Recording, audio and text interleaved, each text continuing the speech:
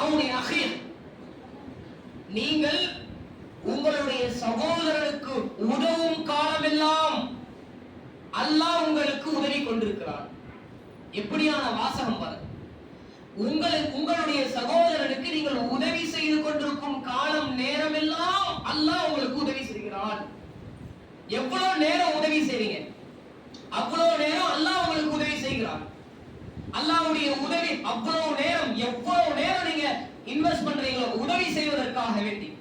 உங்களுடைய சகோதரன் ஒரு மிகப்பெரிய ஒரு ஸ்ட்ரகிள்ல இருக்கிறான், மிகப்பெரிய ஒரு கஷ்டத்துல இருக்கிறான், அதுக்காக வேண்டி உதவி செய்வதற்காக வேண்டி நீங்க இறங்குறீங்க. எவ்வளவு நேரம், எவ்வளவு காலம் நீங்க இறங்குறீங்களோ அவ்வளவு நேரம் அல்லாஹ் உங்களுக்கு உதவி செய்து கொண்டே இருப்பான். பிறந்ததுல இருந்து இன்னைக்கு வரைக்கும் எத்தனை பேர் கஷ்டப்படுறாங்க, அவங்களுக்கு உதவுவதற்காக வேண்டி எவ்வளவு நேரத்தை நான் உதவிக்காக, ஹெல்ப்புக்காக, அல்லாஹ்வுக்காக உதவுகிறேன். வேற எந்த எதிர்பார்ப்பும் கிடையாதுங்க. இந்த துனியாவுடைய எதிர்பார்ப்பு கிடையாது. மௌத்தா போனதற்கு பிறகு எனக்கு நன்மை வேண்டும், மறுமையிலே சொர்க்கம் வேண்டும் என்பதற்காக மட்டும், அல்லாஹ்வுடைய முகத்திற்காக மட்டும் வேண்டி, அல்லாஹ்வுக்காக உதவி, ஹெல்ப், எந்த எதிர்பார்ப்பும் கிடையாது.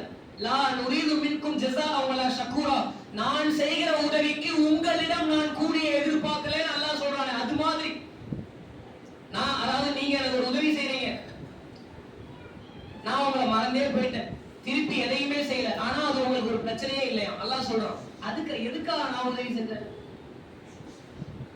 அல்லாஹ்வுக்காக உதவி செஞ்சேன்.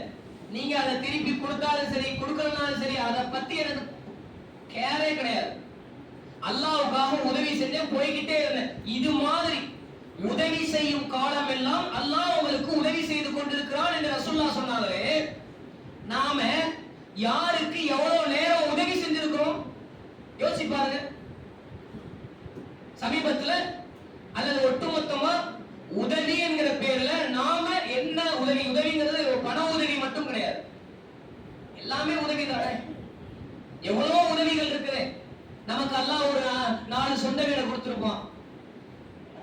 ஒருத்தர் நம்ம வீட்டுல வாடகை இருப்பாரு, ஒரு 6 மாத வாடகை நீங்க கொடுக்க வேணாம், ஒரு அன்பளிப்பா வச்சுக்கோங்க, தர்மம்னு சொன்னா அவரு எடுத்துக்க மாட்டார், நீங்க ஒரு அன்பளிப்பா வச்சுக்கோங்க, அந்த காசை நீங்க உங்க பிள்ளைங்க படிக்க வைங்க, அப்படி சொல்லலாமே. ஒரு காய்கறி வியாபாரி இருப்பாரு, ஒரு 4 கூடையை வாங்கி தரலாமே, இந்த 4 கூடையை வச்சுக்கிட்டு இன்னும் கொஞ்சம் காய்கறிகளை போட்டு ஏதாச்சும் செய்யுங்க.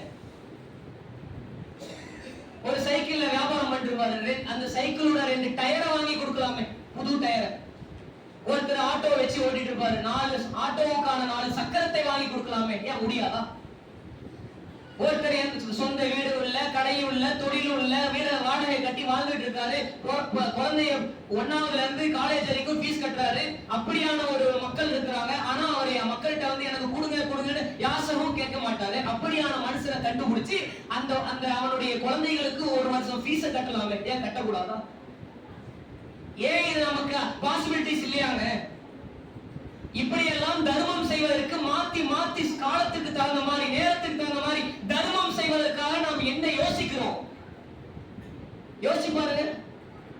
அல்லாஹ்வுடைய குர்ஆனிலே மிக தெளிவாக சொல்லி உள்ளான், வஅன்ஃபிகு மிம்மா ரஸக்னாகும் மின் கப்லி அன் யாத்திய அஹதுகுமுல் மௌத். உங்களில் ஒருவருக்கு மரணம் வரும் முன்னால், அல்லாஹ் சொல்லக்கூடிய வாசக நடையை பாருங்க சகோதரர்களே. உங்களில் ஒரு மனிதனுக்கு மரணம் வருவதற்கு முன்பாக நீங்கள் தர்மம் செய்யுங்கள். உங்களில் ஒருவருக்கு மரணம் வரும்போது அந்த மனிதர் சொல்லுவார், மரணித்துக் கொண்டிருக்கிற நேரத்தில், லவ்லா அஹர்தனி இலா அஜலின் கரீம், எனக்கு கொஞ்ச நேரத்தை தா அல்லாஹ். அது வரைக்கும் இவர் பெரிய பெரிய அளவுக்கு சம்பாதிச்சு வச்சிருப்பார், வீடு, தோட்டம், காரு, நகை, பேங்க் பேலன்ஸ் என்று. இன்னைக்கு அப்படிதானே இந்த சிஸ்டம் அமைக்கப்பட்டிருக்குது. எப்படி நம்ம வாழ்றோம்? ஒரு பெரிய வீடு கட்டணும், அந்த வீடுக்கு 50 லட்சம் ரூபாய்க்கு வீடு கட்டினா 5 லட்சம் ரூபாய்க்கு சோஃபா வாங்கணும், 5 லட்சம் ரூபாய்க்கு பீரோல் வாங்கணும், 10 லட்சம் ரூபாய்க்கு அதை வாங்கணும், இதை வாங்கணும் என்று அது அப்படியே டார்கெட், எல்லாமே டார்கெட் பேஸ்டு லைஃப். நம்முடைய டார்கெட் என்னன்னா, இது எதுவும் ஹராம் இல்லை, ஆனால் நம்ம என்ன செய்யறோம், இதுக்கு அடுத்து இது, இதுக்கு அடுத்து அது, அதுக்கு அடுத்து இது, இதுக்கு அடுத்து அது.